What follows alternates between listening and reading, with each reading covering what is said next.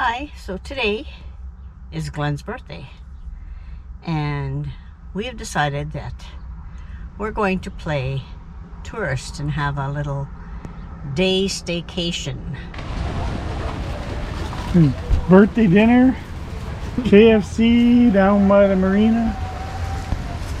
Sounds good to me.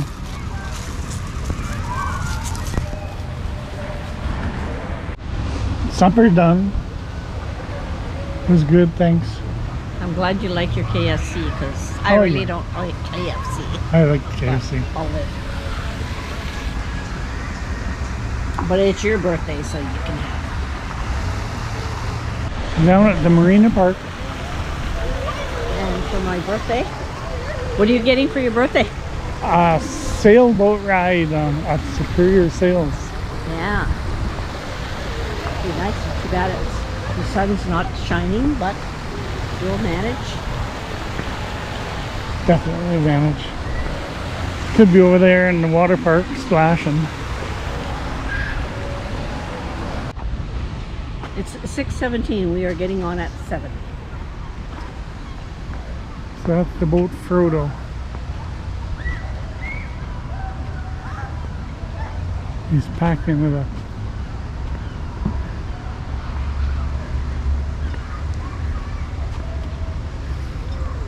Cool.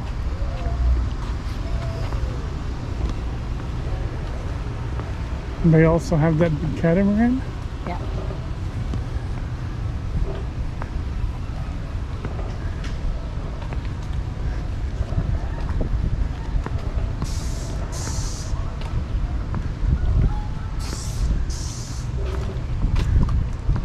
And they have that too. Oh, That yeah. Zodiac. Yeah. Go whale watching. Well, actually, that goes all the way. Like it goes. They take them out to the island and all over the place out there.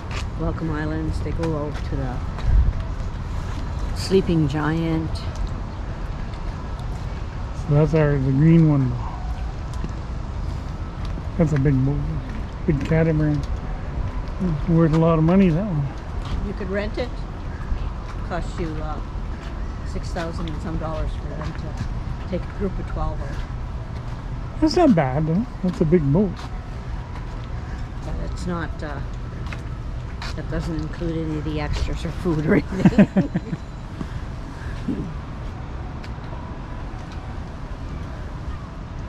I'm sure it costs That's a lot. the one that has the cabins. Yeah. Sure it costs a lot to maintain it.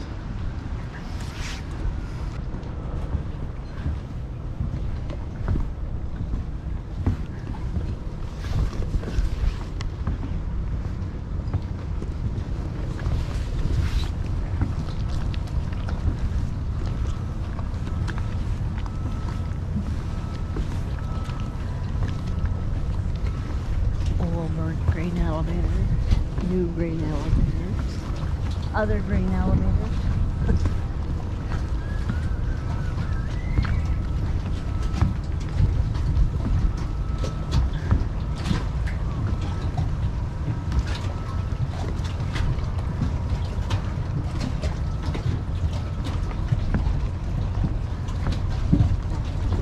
Ship way out there.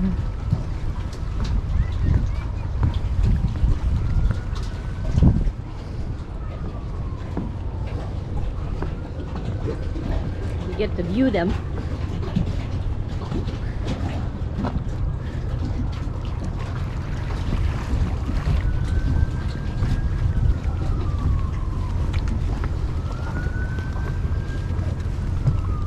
Let me hold that ship over there in my hands.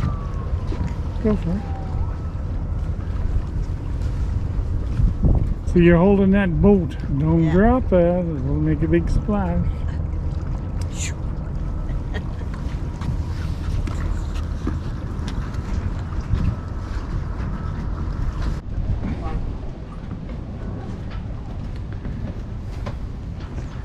Frodo, a Jean Murray 40-foot built in Finland. Nice looking boat. So yeah, Josh will give the whole Safety thing. safety. And we're Almost ready to set sail.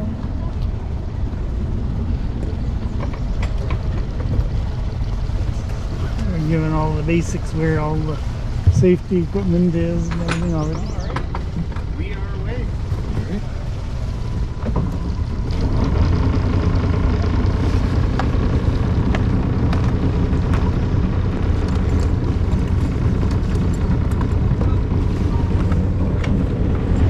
Cool.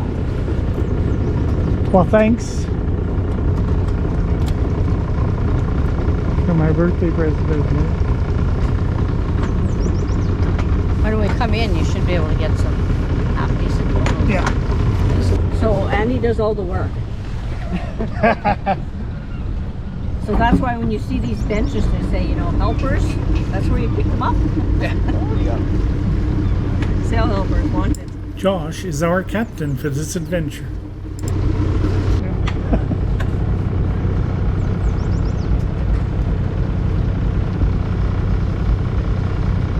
I imagine it'd be hard to get out without a motor.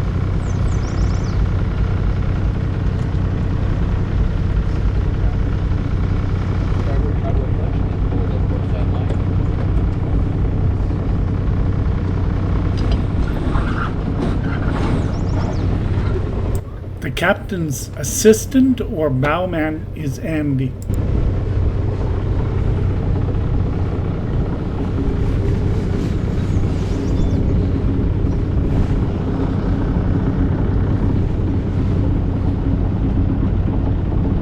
So are these visitor boats? Like they're not local? This is the 13 and 14 are crazy. The three we have here are actual vessels. Oh,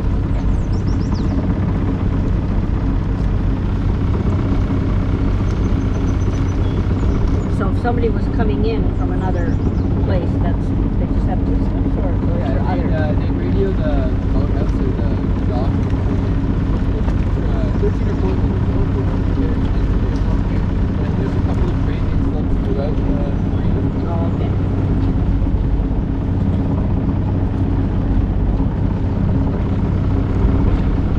I hear a lot of people put their boats in at Red Rock because of the, you know, it's hard to get a slip here. Oh, yeah. There's only, I think, one, maybe two public boat launches. There's one here that you have to pay for. And then along the North Shore at Silver Harbor, there's another boat launch. Oh, they finally got that going? Finally fixed that? I used to work for Parks Canada, and that was a big controversy because Oceans and Fisheries owned the dock, and they wanted Parks Canada to fix it because of the marine conservation area.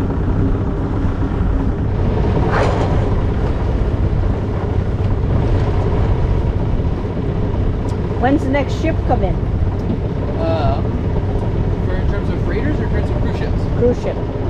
I believe next weekend we're supposed to be expecting the Viking. Oh yeah. Just this past Wednesday we had the NC out of information.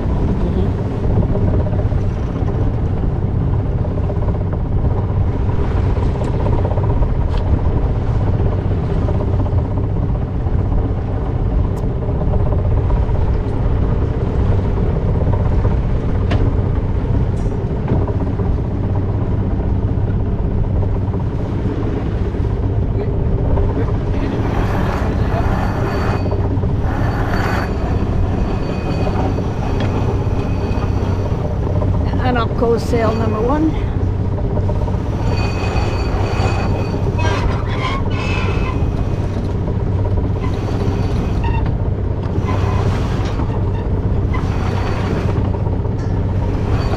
You have to get a motor for that. That's what that's for. No, for your arms.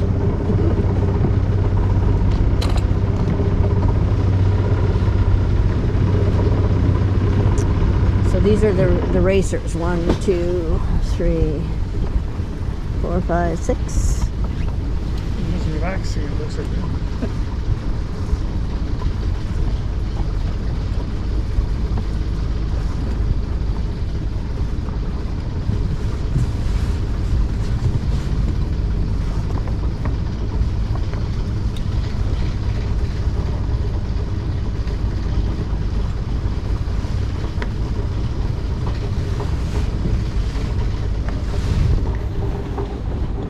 How long have you been captaining?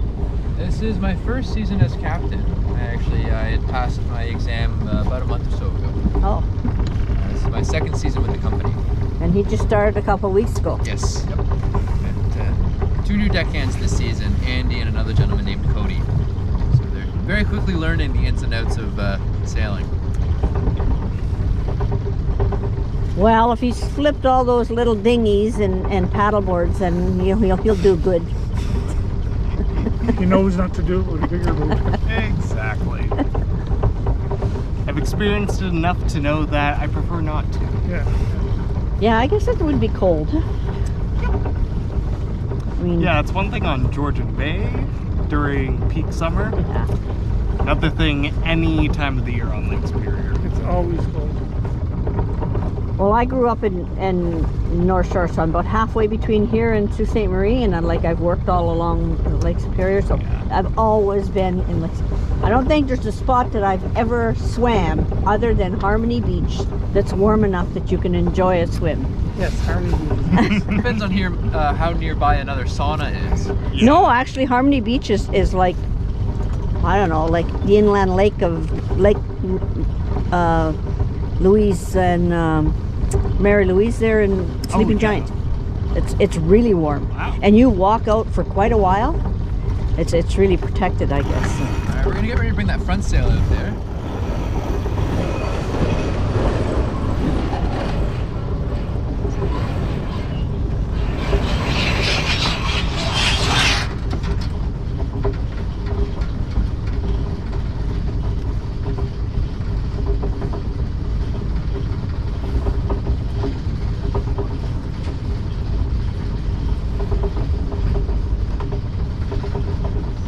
So that is a directional one. Yeah, one? that The one green helps with power, with forward drive, and the main sail here will help with steering along with the rudder.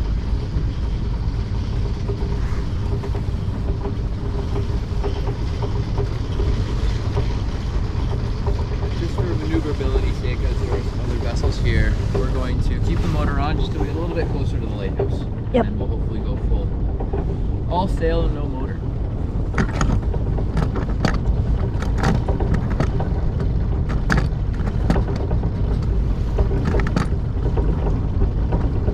We're gonna tack here. Right this way. Ready on that sheet there?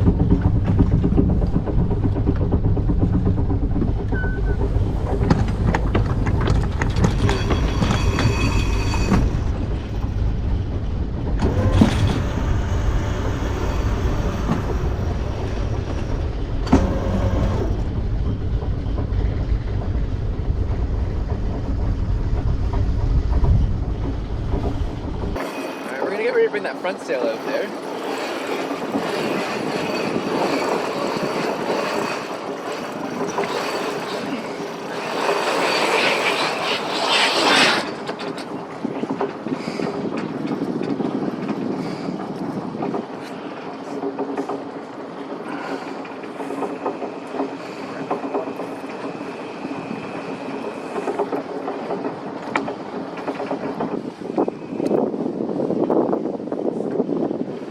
Just a heads up, I think you guys are dragging a line on your port side here.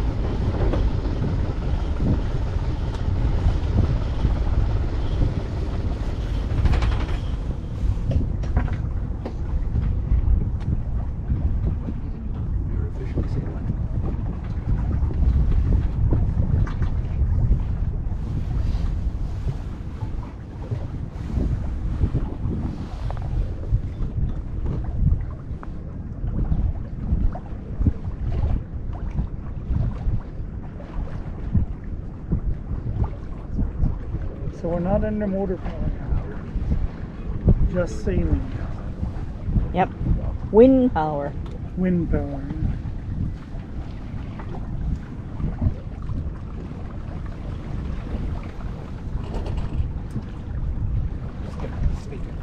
No problem.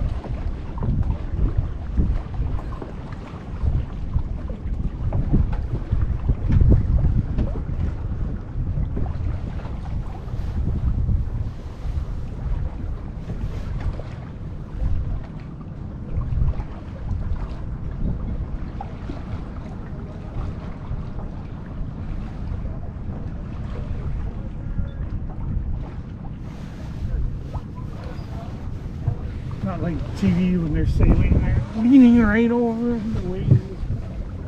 Well, that's how I was when we went that one trip, the Atlantic. And I was like, no, I'm not enjoying that one. In about a minute or so as we continue to sail this way, the sleeping giant will be framed perfectly between the gap and the break wall there, and it's quite the Oh yeah. I will move.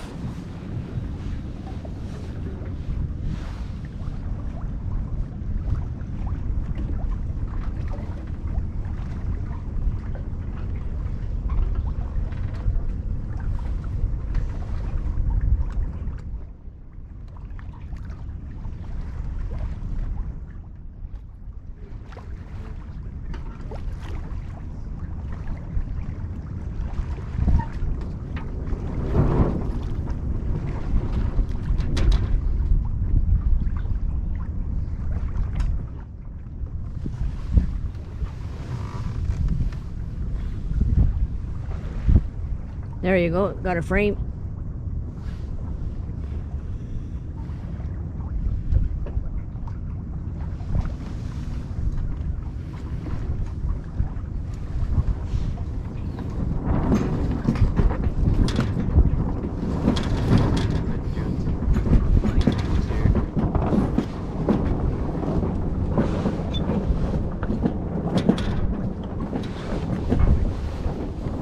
So we're not under motor power now, we're just sailing now. Yep.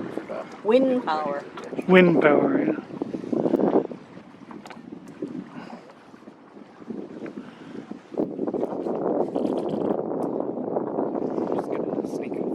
No problem.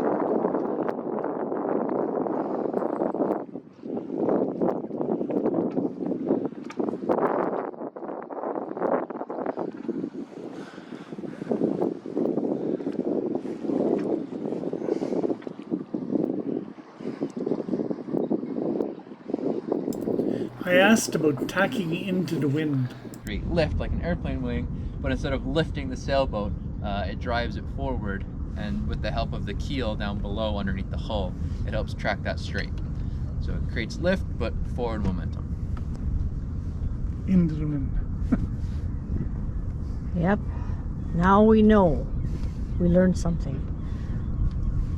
Our YouTubers will have learned how to, what that definition is.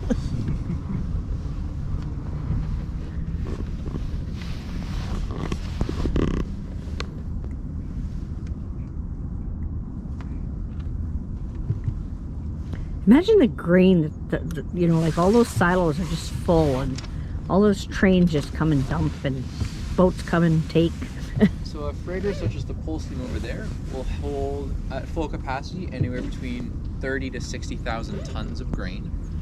I'm not sure about the Richardson's terminals there, but Viterra A, which is one of the largest elevators we have on the harbor, can hold anywhere between 150 to 200,000 tons of grain. Wow, that's a lot of grain. One train car typically holds about 100 tons of grain. Wow.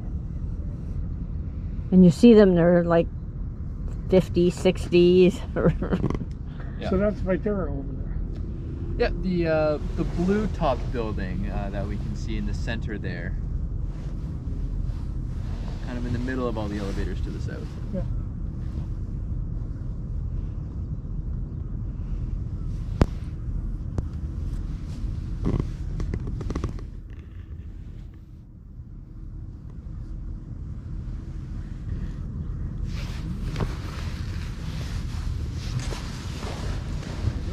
a little bit. Just get out to the lighthouse.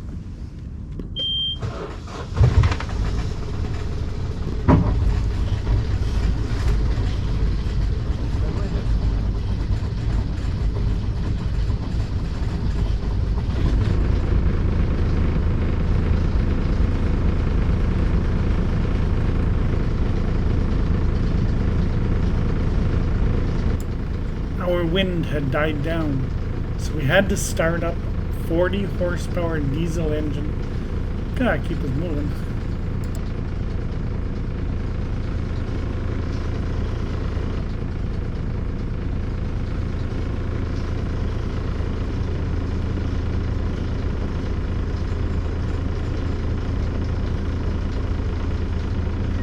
Awfully calm.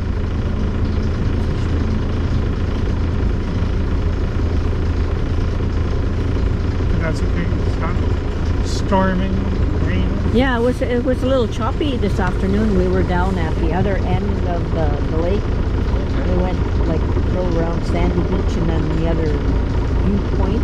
Oh, okay. So it was pretty choppy out there. Down near Main Mountain, that area? No, on the other side of town there. Oh, okay. Behind the mountain reserve there, the First Nation reserve.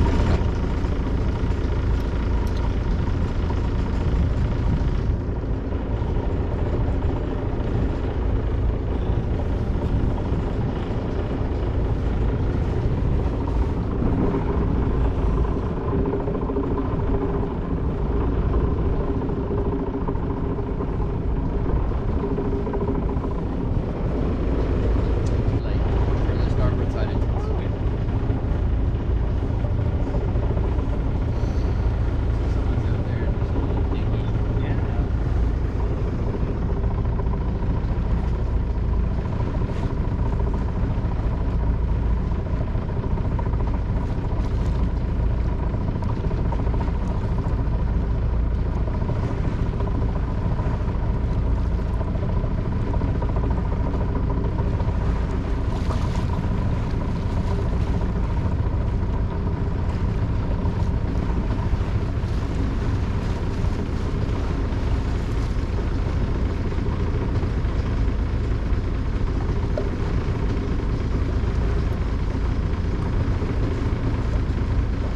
Is that like a little rubber raft or what? It looks like it.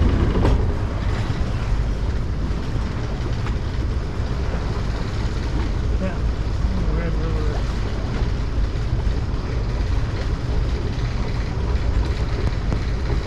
Well, hopefully they know where they're going.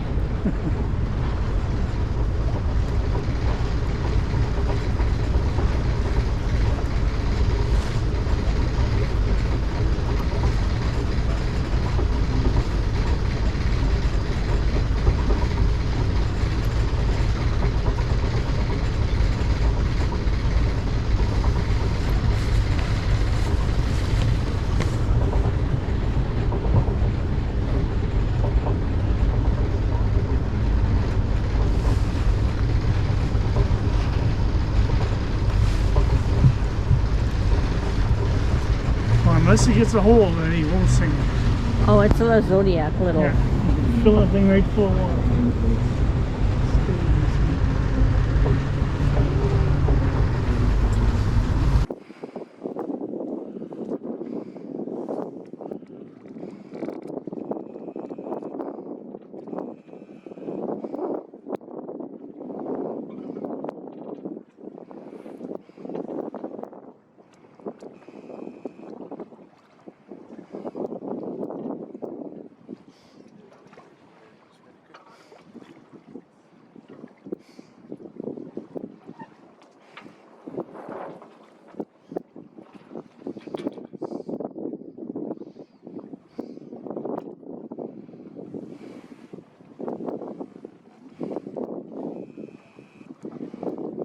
There you go. Got a frame.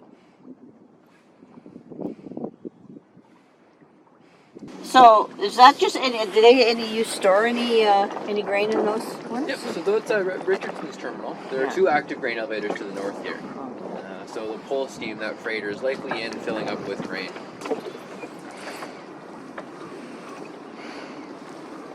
Ice and stuff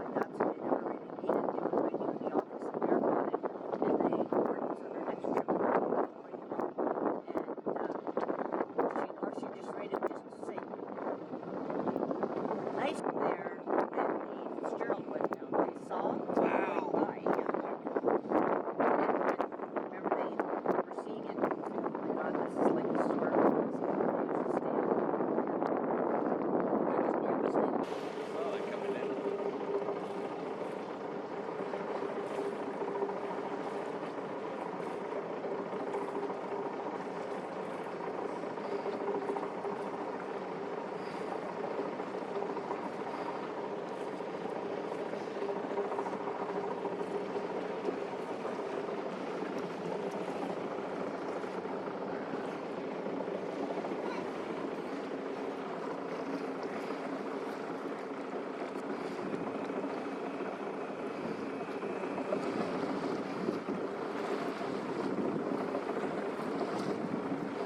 My family, where our cottage is in Georgia Bay, all Americans. All of it. My dad's side of the family is one of them because they. Oh, so you're one of those dual citizens. My dad is. Oh. I was born in Guelph and born and raised there. But yeah, the story goes during Prohibition era, the Americans, of course, during their holidays wanted a place where they could go and unwind and relax, but with Prohibition in the States, they couldn't do that. So they looked north, saw, oh, well, there's a few islands outside of Parry Sound for sale. Let's buy those and set up a few camps there. And ever since, they've been owned by the same group of families. And they have camps and they use them? Yep. Oh, okay, that's okay if they use them. Oh, yeah. And I like the concept of, you know, keeping the islands as a sanctuary. Caribou Island down by Mishimacotton and Wawa, it's the most central island in Lake Superior, and there's no, it never ever chances never freeze over from the shore. Oh, okay. We talked to the Ministry of Environment to purchase it. It's owned by Americans. They never use it. It's just there. I guess they bought it. There's nothing on it, but it would make a great caribou incubator. Put the caribou there, because we did for a while. We put some caribou there. They did flourish. They did multiply, and then we moved them back to the slates because when the Slate Island caribou population was getting decimated, and Mishimacotton Island had no more caribou, so they took a few healthy ones from both the Slates and from Mishimacotton Island and put them on to caribou. But it was like the red tape in order to get to use Caribou Island was crazy. And you know, they wanted insurance and they wanted waivers, and they didn't want you know, you couldn't cut anything for, you know, a helicopter pad or anything like that because we had to move.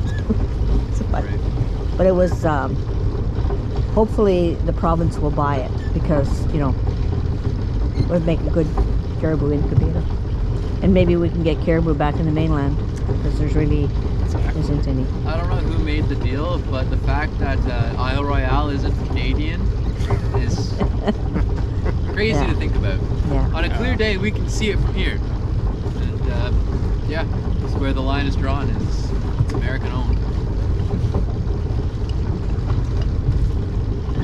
The larger island that we can see here, kind of in behind Welcomes Bay and to the left of Mutton Island there, is Pie Island, which is part of the Fort William First Nations territory.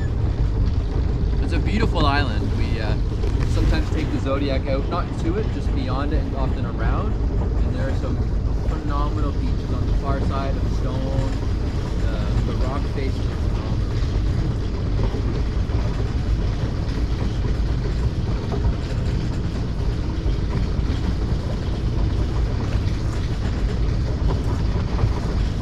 Yeah, we sure have some beautiful country here. Yeah, we do.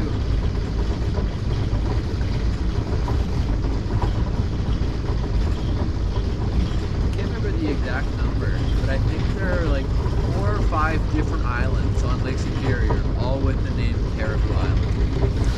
Oh yeah, There's no the problem. one in the bay here. Yeah, there's one Caribou Island there. Yeah. Caribou up there, caribou up there somewhere. Yeah. original names, but I don't even know if maybe that's what the owners called the one in the outside of Wawa. They could have, but it just so happened that because when we remember years ago when Lake Superior froze over, and all the wolves crossed over to Slates and all over the other place, but didn't freeze around there, so they couldn't get there, and there wasn't anything there for them anyway. So when they realized that there was like about a 10-foot space around it that's never frozen, so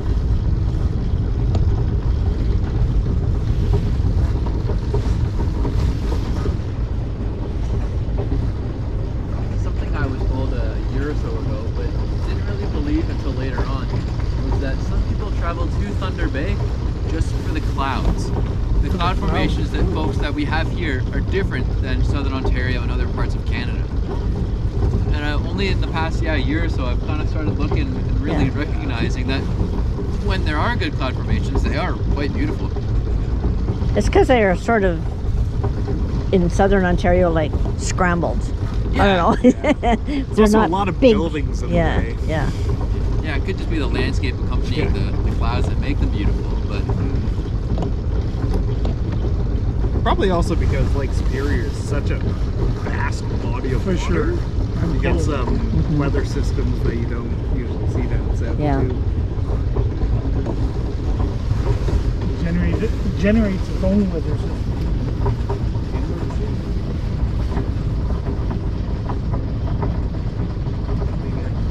it was quite a large vessel, and it had some oils and this and that on the vessel.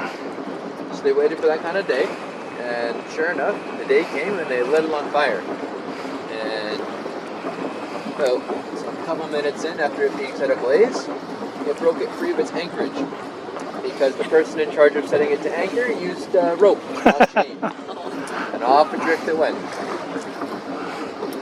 And it drifted for about 6.5 nautical miles and ended up And burning the whole Island time. Speed, the island there on the right, close to us. Just about in the center of the island, and maybe about 1/3 this way, and set the island on fire. So folks that paid a ticket to watch this boat burn got a 2-for-1 deal. And there it sat burning until it slowly began to sink into the water. And it's a registered shipwreck on Lake Superior.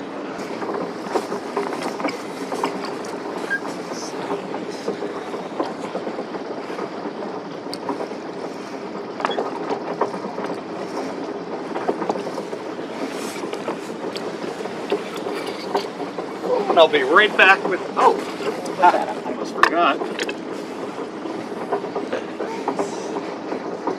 So, thanks for Happy the birthday trip. to you. Yeah, so as a table, we do have Okay. this piece that's just going to slide up. Thank you very much. And of course, got some crackers as well.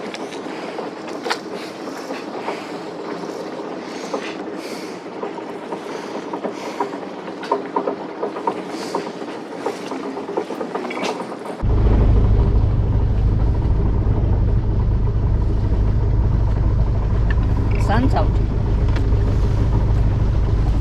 Breaking through that cloud. So far, been a pretty good trip.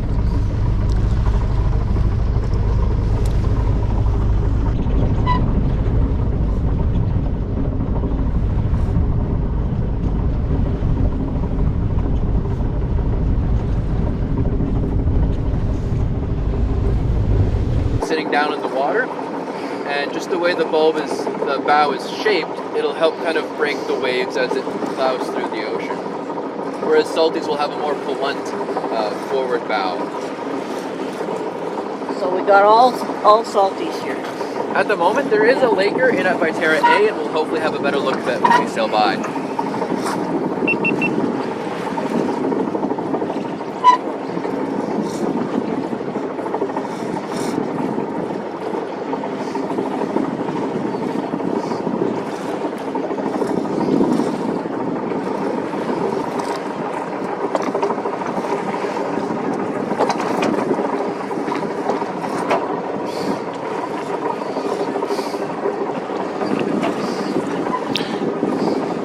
So is that the Laker you were talking about?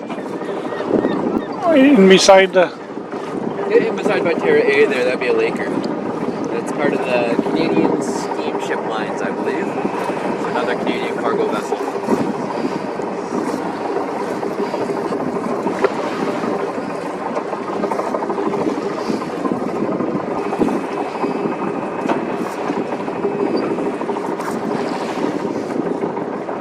Just tucked in beside Keeper's Terminal here to the right is the Thunder Bay Coast Guard station.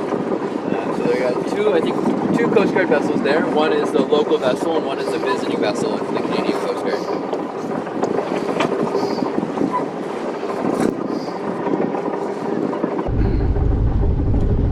So do the ships go in there, or do they go way around? Depends on where on the harbor they need to go. If they're coming into the inner city elevators here, they'll use the South Gap. And if they're going up to Richardson's, they'll use the North Gap. The main gap is typically used and reserved for pleasure craft and the cruise ships that are now visiting Thunder Bay. And then if freighters are going up the Cam, they'll either use the second south, or if required, even just beyond the break wall. There's an access there up the Cam and Istawa. Do they have freighters that come in for pulp at the mill? I don't know if they do pulp at the mill. I know just straight in front of us here is the potash dock, coal and potash. But I don't know if they have, I would think so. Yeah, they create pulp, but you know, I remember like years ago in Marathon there was a pulp mill, and the ships would come right up and get loaded with pulp. I know there are a number of grain elevators up the Cam there, but I don't know how far up towards the pulp and paper mill they go. I would think so, but I'm not too familiar. Unless it's probably all shipped by rail.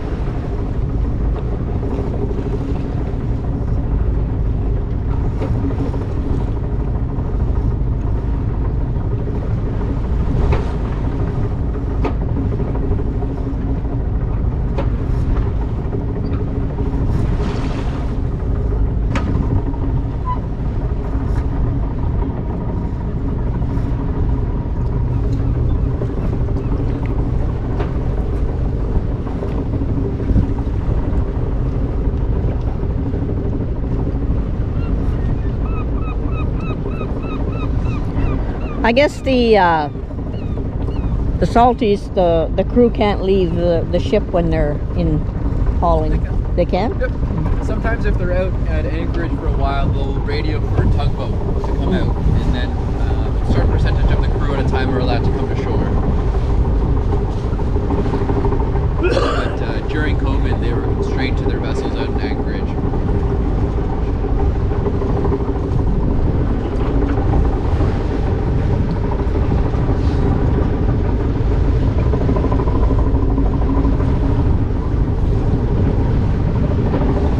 So I thought maybe you guys were doing water taxiing or something for them.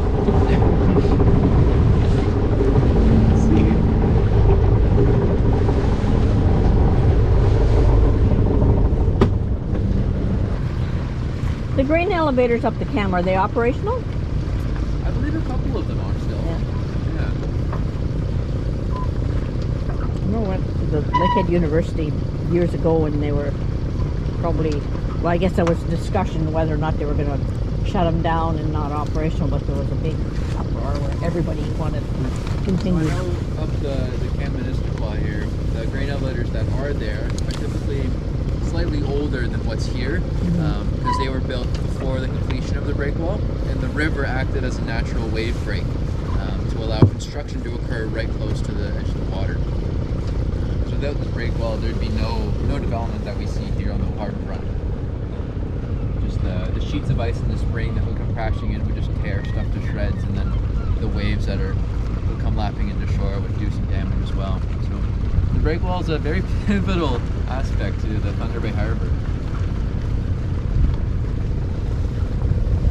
Down at the mouth of the Pick River, back in the 80s, there was a big winter storm, and the lake wasn't frozen. Right.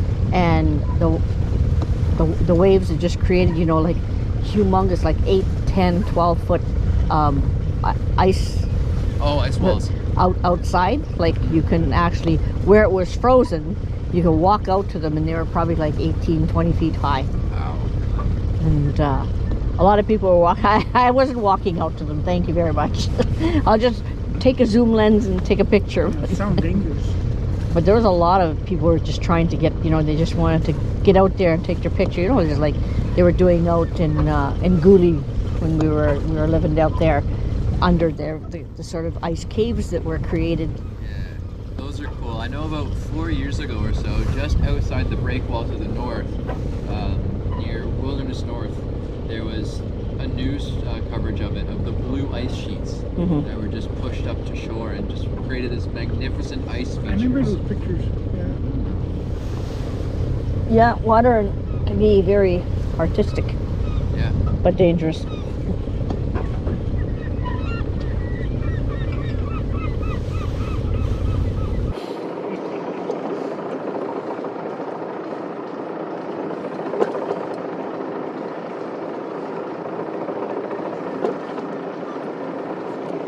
Here off the side of the vessel, you'll notice a drilling rig on just this side of the harbor, and that's where the proposed location for the art gallery is going to go, just on that other parcel of land.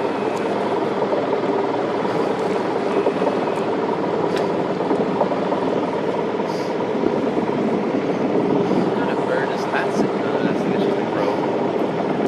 Yeah, okay. So this trestle structure is kind of all that remains of the Pool 6 elevator, and it was designed for the train cars to be able to get pushed further out from the elevator to allow more train cars to be filled up in the elevator.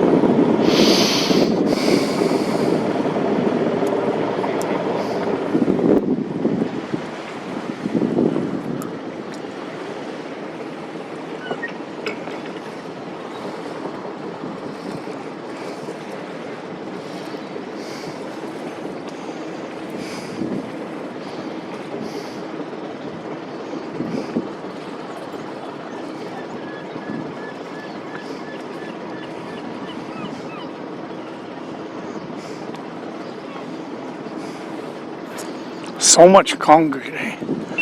Yeah.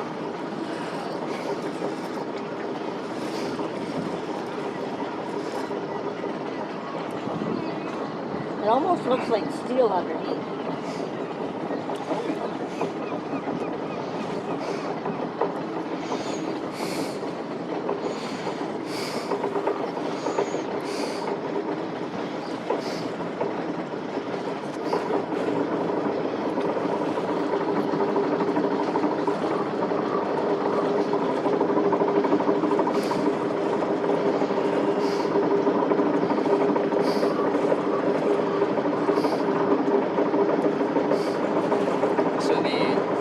You might have seen it when you were on there, but that upper stern deck of the Henry is actually a helipad. Yeah. Actually, I didn't see that one. Yeah, there's a little mark, there's a big X there. Yeah, it must have been a different area.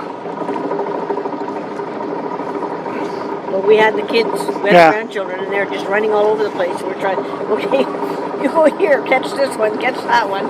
Say that would not be a vessel playing hide and seek on. Would be very nerve-wracking. Now that I have to think about it, that'd be awesome. Hide one of the ballast tanks? Just a big game of hide and seek. Oh yeah. Oh yeah, I mean, all those rooms, and they've got these little closets and lockers. I can see a few kids being locked in them, forgotten. We're just gonna come about here. I know it gets very, very shallow up by the bow of the vessel.